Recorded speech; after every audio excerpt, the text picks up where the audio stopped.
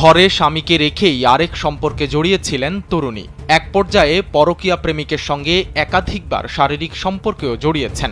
শুধু তাই নয়, প্রেমিকের বিয়ের আশ্বাসে সরকারি চাকরিজীবী স্বামীকে তালাক দিতেও দ্বিধা করেননি।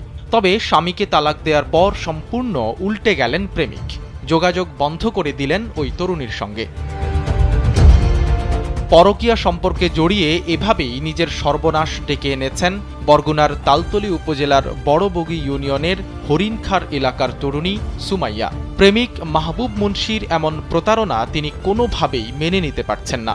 উপরন্তু এই ঘটনার পর পরিবার এবং সমাজেও নানাভাবে লাঞ্ছিত হচ্ছেন তিনি। ওনার জন্য আমার হাজবেন্ড হারাইছি, ঠিক আছে। এখন উনি যদি আমাকে ছেড়ে দেয় তাহলে আমি কোথায় গিয়ে দাঁড়াবো? আমার কি আমি কি কোনো পাবো না? আমি কি কোনো বিচার পাবো না?